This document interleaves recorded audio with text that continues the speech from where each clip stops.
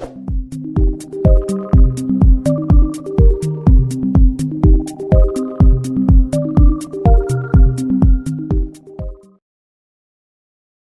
दोस्तों, अपने पढ़ रहे हैं कक्षा 10 का 16वां चैप्टर जिसका नाम है पृष्ठीय क्षेत्रफल एवं आयतन।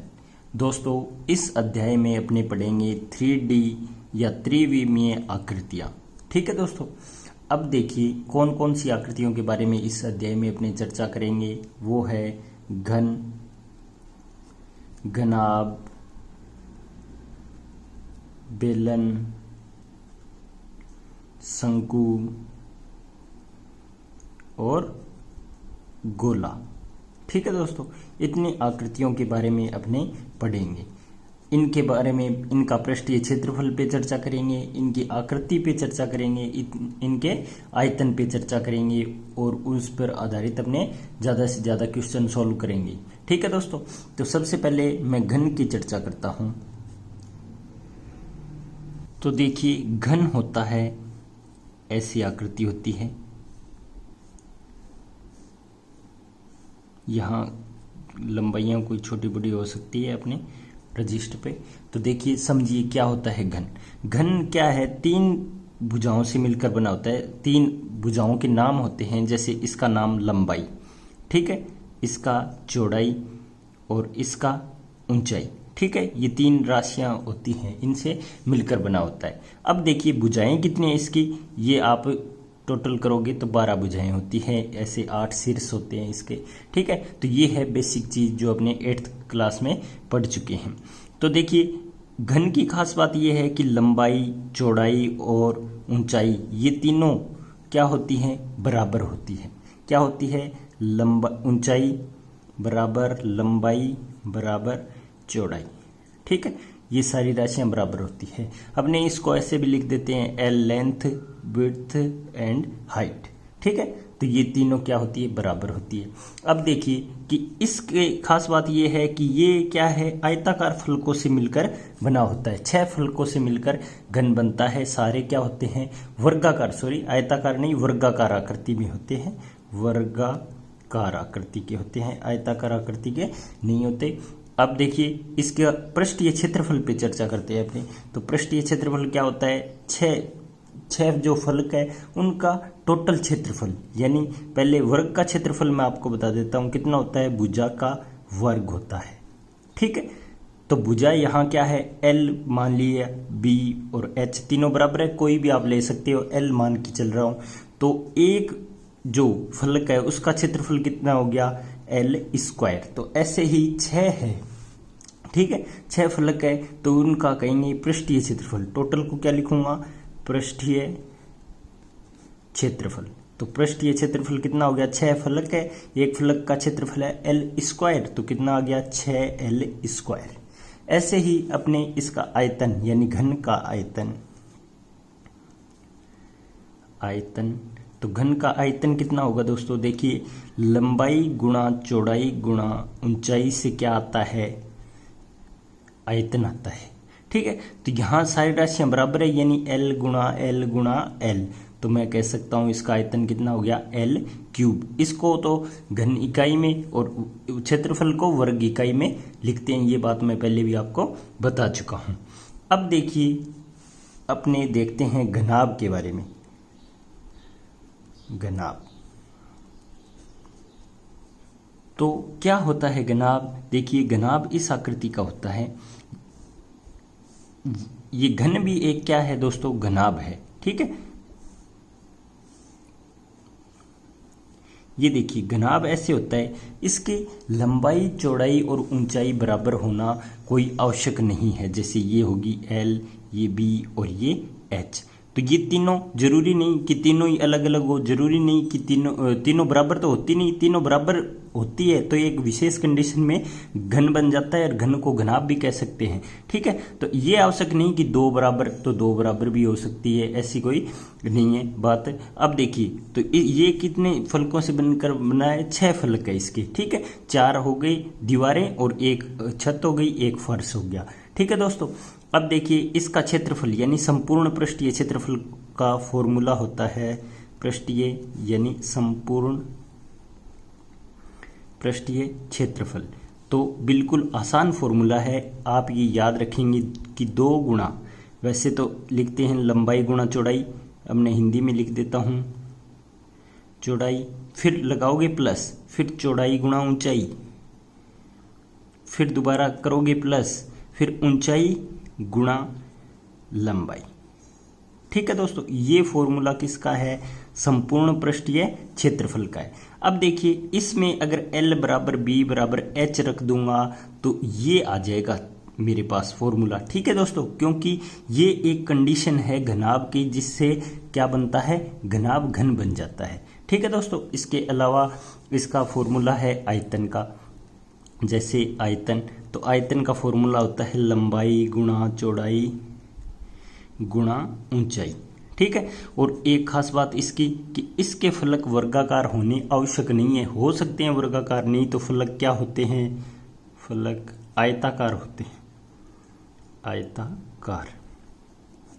ठीक है दोस्तों, ये हो गया। इसके अलावा कमरे का क्षेत्रफल आता है, इसमें कहता है कि कमरे का क्षेत्रफल ज्ञात करो, कमरे का क्षेत्रफल। तो इसका मतलब है चारों फलकों का क्षेत्रफल है वो, तो 2 गुणा ऐसे होता है, 2 गुणा ऊंचाई और अंदर लिखेंगे लंबाई प्लस चौड़ाई। ये है चारों फलकों का या चारों दीवारों का क्षेत्रफल आता है। जैसे अपने क्वेश्चन आएगा कि चारों दीवारों पे कलर करवाना है तो क्षेत्रफल ज्ञात करो, तो ये फॉर्मूला वहाँ यूज करना है। ठीक है दोस्तों, इसके अलावा यहाँ सबसे बड़ी भुजा क्या होती है? इसके अंदर कहेगा कि घनाभ के अंदर सबसे बड़ा कोई चीज या छड़ रखनी है तो वो क्या होगी? कि विकिरण होगी उसकी। ठीक है, विकिरण होती है, वो सबसे लंबाई होती है इसके अंदर, तो उसके लिए क्या होगी? कहेगा कि छड़, सबसे लंबी छड़ जो अपने घन के अंदर रख सकते हैं, तो उसकी लंबाई ज्ञात करो। तो वो कैसे आएगा? ऐसे उसमें ट्रायंगल बन जाएगा, तो लिखेंगे विकर्ण की लंबाई। तो विकर्ण की लंबाई का फॉर्मूला आपने आराम से निकाल सकते हैं कि भुजा लंबाई का स्क्वायर प्लस चौड़ाई का स्क्वायर प्लस ऊंचाई का स्क्वायर, तीनों का वर्ग करके जोड़ के उसका वर्गमूल लेंगे तो वो आ जाएगी सबसे लंबी छड़ या घनाभ का विकर्ण। ऐसे ही घन में भी आप निकाल सकते हो। घन में आप निकालोगे तो क्या करोगे? L बराबर H बराबर B बराबर H रख दोगी, तो इससे क्या आएगा कि 3L स्क्वायर का वर्गमूल, और इससे क्या आ जाएगा? L बाहर आ जाएगा 3, और ये आ जाएगी सबसे लंबी छड़। किसमें? घन में, और घनाभ में ये है। ठीक है दोस्तों, तो आप इसको थोड़ा सा घन और घनाभ को एक दूसरे को रिलेट यानी संबंध करके पढ़ें। ठीक है, कि कौन सी कंडीशन में घन घनाभ बन जाता है, सॉरी घनाभ घन बन जाता है। ठीक है, ये घनाभ से ही क्या बनता है? घन बनता है। सारे फॉर्मूले, जो घनाभ के फॉर्मूले आप याद रख लोगे तो घन अपने आप में आपको समझ में आ जाएगा। ठीक है दोस्तों, अब करते हैं दोस्तों 16.1 चैप्टर का पहला क्वेश्चन। 16वें चैप्टर का नाम अपने पहले भी देख चुके हैं, पृष्ठीय क्षेत्रफल एवं आयतन, घन और घनाभ के बारे में थोड़ी बेसिक चर्चा अपने कर चुके हैं। तो पढ़िए प्रश्न क्या है, प्रश्न को समझिए। एक घनाभ यानी घनाभ का जिक्र होते ही आपके माइंड में सारी इमेज घनाभ की बन जानी चाहिए। 12 सेमी लंबा है, 9 सेमी चौड़ा है, 5 सेमी ऊंचा है, तो घनाभ का संपूर्ण पृष्ठीय क्षेत्रफल एवं आयतन ज्ञात करो। ठीक है दोस्तों, ये क्वेश्चन तभी आप कर पाओगे जब आपको फॉर्मूले अच्छे से याद है, नहीं तो आपको नहीं आएंगे प्रश्न। अब देखिए सबसे पहले किसका जिक्र आ गया? घनाभ का, तो अपने माइंड में घनाभ वाली वो आकृति बन जानी चाहिए। ठीक है दोस्तों, तो ये मैं कच्चा चित्र बना लेता हूँ घनाभ का। देखिए 12 सेमी लंबा है तो L कितना हो गया? 12। B यानी 9 सेमी चौड़ा है तो 9 सेमी आ गया, और H है H 5 सेमी। ये अपने माइंड में कच्चा चित्र बन गया। ठीक है दोस्तों, अब देखिए संपूर्ण पृष्ठीय क्षेत्रफल है तो अपने संपूर्ण पृष्ठीय क्षेत्रफल का फॉर्मूला आना चाहिए, तो मैं यहां लिख देता हूं संपूर्ण पृष्ठीय क्षेत्रफल। तो संपूर्ण पृष्ठीय क्षेत्रफल का फॉर्मूला अपने लिखते हैं, क्या होता है? 2 गुणा लंबाई गुणा चौड़ाई। ठीक है, प्लस चौड़ाई गुणा ऊंचाई प्लस ऊंचाई गुणा लंबाई। ठीक है दोस्तों, अब देखिए तीनों राशियों को आपस में गुणा किया, समझ के याद रखें इस फॉर्मूले को अच्छे से भूलने की कोई वो बड़ी बात नहीं है, लेकिन समझोगे तो आप भूलोगे नहीं। बिल्कुल सिंपल फॉर्मूला है ये, ठीक है। अब देखिए एल क्या है 12 सेमी, चौड़ाई है 9 सेमी जो बी है, और एच है ऊंचाई 5 सेमी। तो तीनों के इस फॉर्मूले में वैल्यू पुट करनी है, तो मैं वैल्यू रखता हूँ 2 गुणा, ठीक है, लंबाई है 12 गुणा चौड़ाई है 9 प्लस चौड़ाई है 9 ऊंचाई है 5 प्लस 5 है चौड़ाई और लंबाई है 12। अब हल कीजिए, क्या आया 2 गुणा। अब 12 को 9 से गुणा किया तो आते हैं 108। 12 का टेबल आपको आनी चाहिए, 12 का पहाड़ा आना चाहिए, प्लस 9 का 5 से गुणा किया, कितने हैं 9 पंजे 45, और 12 का पहाड़ा 5 तक पढ़ोगे तो कितना आएगा 60। अब इनको जोड़ दीजिए, क्या आया 2 गुणा। इनको जोड़ते हैं अपने, तो 5 और 8 13 का 3 हासिल 1, 6 और 1 7, 7 और 4 11, 11 और ये 0 11 हासिल 1 और 1 2, ये आ गई 213। इनका गुणा किया तो कितना आया 6 2 4, ठीक है दोस्तों। ये आ गया अपना वर्ग सेमी, क्योंकि क्षेत्रफल कितनी किस में होता है वर्ग इकाई में, या लिख सकते हो सेमी स्क्वायर, ठीक है दोस्तों। अब देखिए अपने से पूछा है आयतन, तो अपने आयतन का फॉर्मूला आना चाहिए, किसका घनाभ का आयतन है। तो लिखता हूँ क्या होता है v लिखते हैं जैसे वॉल्यूम, तो v बराबर L गुणा B गुणा H, ये फॉर्मूला होता है आयतन का, लंबाई गुणा चौड़ाई गुणा ऊंचाई। तो यहाँ L की वैल्यू अपने को पता है 12 सेमी, B की वैल्यू पता है 9 सेमी, H की वैल्यू पता है 5 सेमी। बस मान रखने हैं और हल करना है। तो क्या आया v बराबर 12 गुणा 9 गुणा 5। अब देखिए v बराबर 12 को 9 से गुणा किया, कितना आया 108 गुणा 5। तो 108 को 5 से गुणा कर लो आप, तो 5 8 40 और 5 का 5, 540 वर्ग घन सेमी। आयतन हमेशा किस में आता है घन इकाई में आता है, या लिखोगे सेमी क्यूब, ठीक है। ऐसे इसको प्रदर्शित करते हैं।